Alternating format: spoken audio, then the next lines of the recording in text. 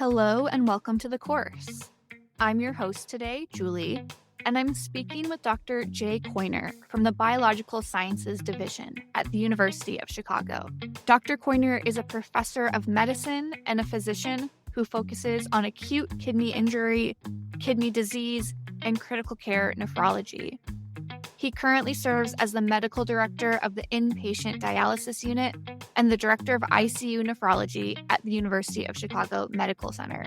He is an expert in the care of patients at risk for and diagnosed with acute kidney injury, and he has spoken nationally and internationally on acute kidney injury and a variety of topics in the field of critical care nephrology. He is here today to talk to us about his career path and how he became a University of Chicago professor. Welcome to the course, Dr. Koyner. Thanks for having me. I'm excited to be here.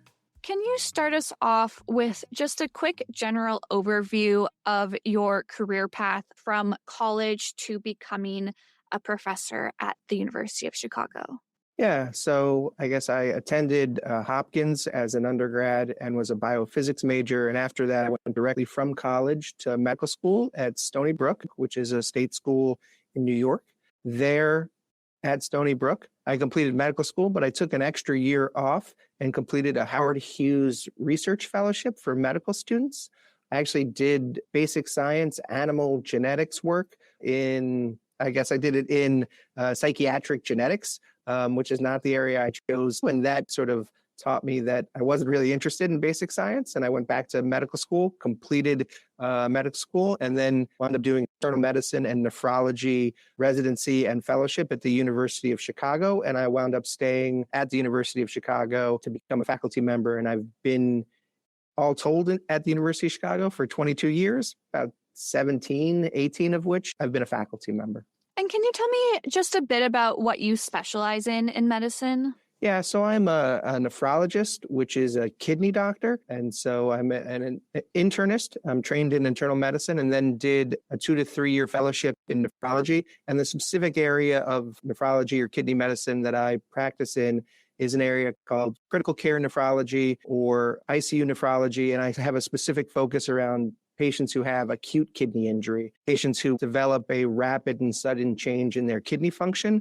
Oftentimes it's secondary to another process, but sometimes it's something within the kidney itself. And unfortunately, those people are often very sick. They're often in the intensive care unit, often critically ill, and some of them require things like acute dialysis, which is a machine that can help clean the blood and do some of the work of the kidney for the patient when they're no longer able to do it themselves. I want to go back in time a little bit and talk about you as maybe a young teenager, high school, middle school years. What were you interested in as a young person? And do you see any interests or activities that kind of echo the career path that you've ended up on? Tell me about some of your interests as a young person. Yeah, I mean, I think as a young person, I was probably most interested in spending time with my friends and family. But in terms of academics, I think that I like to joke that I've always been very mathematically inclined.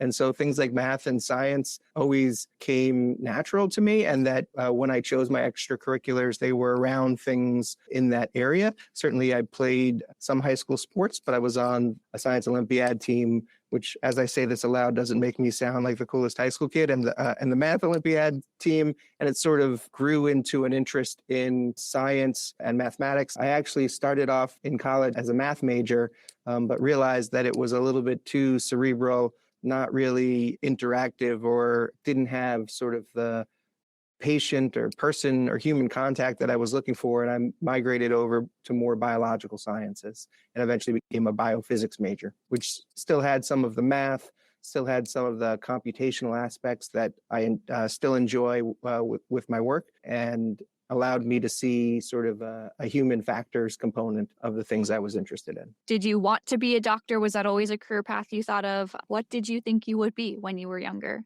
I remember telling 1 or 2 teachers and 1 or 2 friends that I thought I wanted to be a doctor. And some of them said, I don't see that. I had a supportive family that told me I could be whatever I wanted to be. I am the first doctor in my family.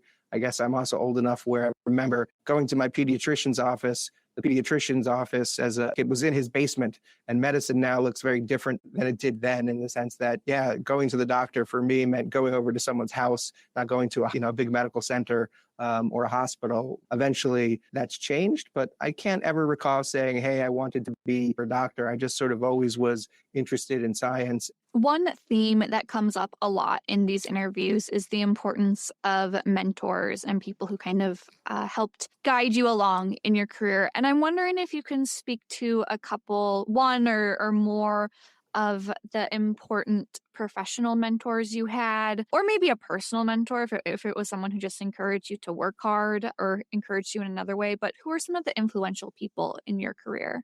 The first one would be one from undergraduate, who, when I switched from being a math major to a biophysics major, I was paired with Dr. Bertrand Garcia Moreno at Hopkins, and I began to do some research with him. He was very interested at the time in protein folding and protein structure within the Department of Biophysics. And we were using computer coding and computer algorithms to try to determine the structure of proteins. And it was computer coding, not like my kids who are high school age do now. It was using a language called Fortran, which was a very basic computer language. And it was something that I wasn't very good at. If I'm honest with you, he sort of taught me that research is hard. It's supposed to be hard, and you're going to have failures, and not everything is going to come naturally to you, but you have to stick with it. And eventually I was able to sort of complete a project with him and with the help of other members of his lab. For me, it was the first time I was part of a team, and other people needed me to do the best that I could do because their projects were dependent on my projects, and a little bit vice versa. And it was a valuable experience. It sort of ran for multiple years throughout my undergraduate, and it was the first time I ever did anything independent on my own. Obviously, I had a great mentorship and sort of set me on that path, and eventually on a path to med school. I think for me, the other mentor I had was a gentleman by the name of Patrick Murray, and he was a professor here at the University of Chicago, and I met him during my first year as an intern of residency when I was caring for patients in the cardiac care unit here at the University of Chicago, where I was caring for a gentleman who was here with acute heart failure and a heart attack. And he at the time had acute kidney injury, and Dr. Murray and his research team had enrolled this patient in a research study looking at a new agent to see if it could improve this patient's kidney function. It was very early in my career. It was the first time here at the University of Chicago I had interacted with a research team while caring for the actual patient. Certainly that was something that I had seen and done throughout medical school, but he took the time to sort of explain the project to me, explain what he would need from the patient, explain what he would need from us as the team providing the care. And at the end of the rotation, I found that whole experience to be rewarding and went back to him, and he became my mentor. I began working with his research group, helped me obtain my first faculty job, has been mentored to me on formal NIH grants, and is still a friend and a colleague to this day. He's since left the University of Chicago. He went back home to Ireland, to the University College Dublin, where he became dean of their medical school. I've even had a chance to visit him over there. We stay in contact, and when he's in Chicago, he actually comes and stays with me and my family. What were some of the challenges that you faced in your career path to getting to where you are today? I would say at multiple points in my career, I've met resistance or rejection multiple times and have still tried to push through. An easy example is very early in my career, when I first became a faculty member, I was applying for repeatedly and unsuccessfully for a career development grant to sort of start and cement a career in clinical research. And it took multiple attempts to secure one of those grants, to the point where there were times where I'd have to sit with my mentor or sit with my section chief and say, are we sure that we're on the right path? Are we sure that we're asking the right questions about the right patients at the right time, and trying to figure out how to move forward what at that point in time was a very early career in clinical research. And I would say some of it just was perseverance, that this is what I wanted to do. Research in general is intrinsically linked to a career in medicine, that you need to be asking questions. Are we doing the right thing for our patients? Are there better ways to do things that we've done for a long time? Just because we've done them one way for decades doesn't mean that that's the only or the best way to do it. Probably means it's the easiest way. And that for me, eventually I was able to secure one of those early career development awards. And that gave me several years to sort of begin to build a foundation for a career and do research. And every step along the way, there's been ups and downs and rejection and resistance. And a review of my CV will show you that it's a roller coaster. There are times where there's plenty of funding and grants to answer lots of great questions. And then there are times where there isn't as much, but you have to keep doing it. And I think for me, one of the things I've learned over the years is that most of my questions are rooted in patient care and things that we see in the hospital, things that we see in the intensive care unit. And are we doing them the right way? Is there a better way to do them? Or are there new ways to think about trying to care for these patients? I want to talk about your decision to also become a faculty member and to become a professor and someone who works with students at the University of Chicago. When did that possibility of your career emerge? How did you get connected to doing that as opposed to just being a researcher or a physician? Working with students and trainees has always been an essential part of medicine and a part of research. All the experiences that I've had, I think in the very beginning, if I'm honest, you're a little bit more focused on getting your career off the ground. And it's easier to work with medical residents, fellows, or even medical students who are around the hospital, and less so the undergraduates. But over time, for sure, we've worked with undergraduates, and they bring a unique opportunity, reminds you of the things that you know that you take for granted, or just as I've said, the reasons why we do things sometimes are just because that's always the way that we've done them. And they ask great questions, and they're also often very excited to do, I don't want to say the simple things, but to do things like being in the intensive care unit, which for me is a daily activity for an undergraduate, is oftentimes an exciting first step into clinical medicine. And so we've had opportunities to work with undergraduates for the last several years. I think that it's also important to have a diverse team, a team of diverse learners, so that everyone is learning from everyone on the team and that everyone is working together so that the team can be successful.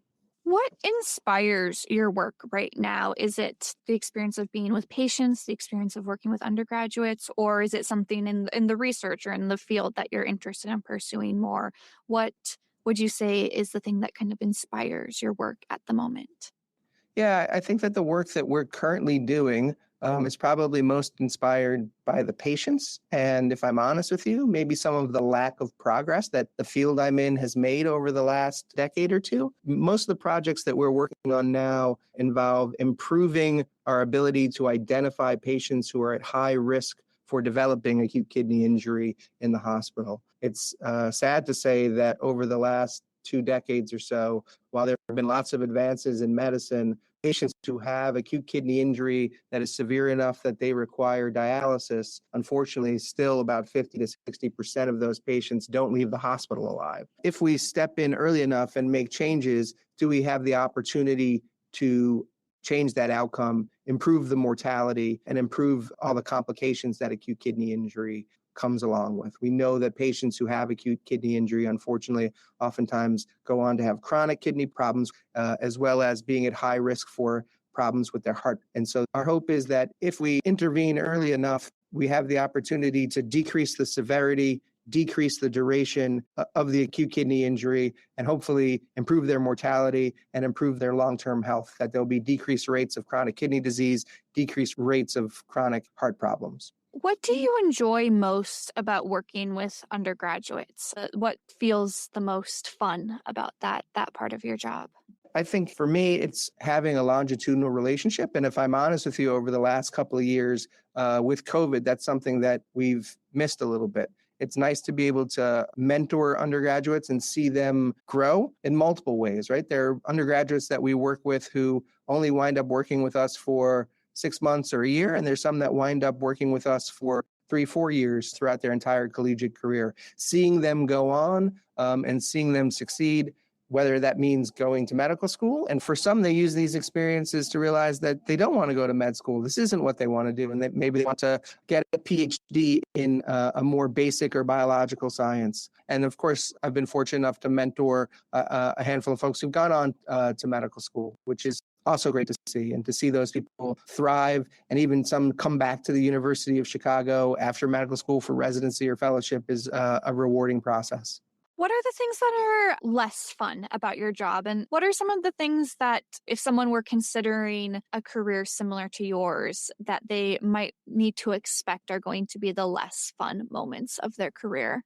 The thing that I enjoy least about my career is writing grants. That sounds bad. I enjoy thinking about the science. I really enjoy writing up papers and doing data analysis. The actual writing of the grants is just not for me, right? Sometimes it's hard to put your thoughts and words onto paper. It's easier just to say them. I'd rather spend my time thinking about the science, caring for patients, rather than completing forms and making sure that those forms are the right ones for this cycle of grants, or dealing with the administrative issues of budgeting. I think for me, having a career in the field of nephrology, it's very collaborative, which is what I like.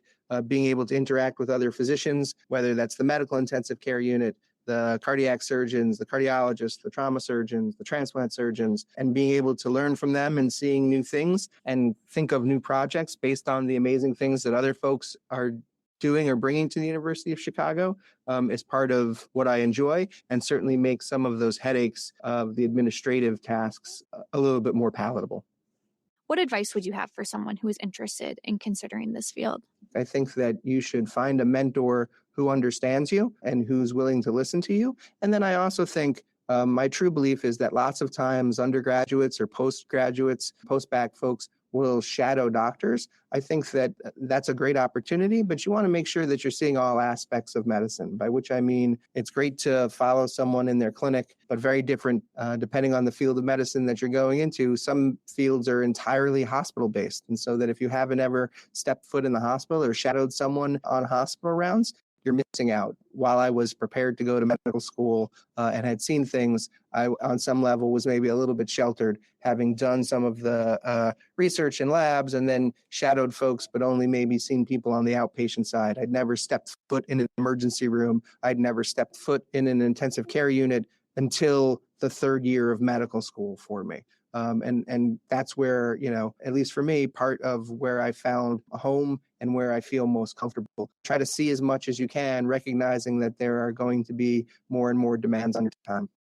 What would you say is the most gratifying thing about your role that you have now at the University of Chicago? I think for me, the most gratifying part of all of this remains the patient care. I have a clinic at the University of Chicago where we see some of the patients that we've enrolled in the study or who've had acute kidney injury, and seeing those patients get better, whether because of things we've done or just because they've gotten better and weren't enrolled in any study, is probably the most gratifying. And being able to see that and participate in people's care, I'm fortunate to be able to do that. I think that it's sort of a privilege to be able to care for people in the hospital. We often talk about when you're seeing someone in the intensive care unit, it's probably that person or their family's worst day of the year, but it's another day on the job for me and my team. And being mindful of that and trying to make things better, which we don't unfortunately always get to do. But when we have those successes, I'm really, really grateful for them. And they're certainly nice to see. Dr. Koyner, thank you so much for your time. Thank you. It's been a pleasure being here. I appreciate the opportunity to talk to you. Thank you again, Dr. Koyner, for your time today.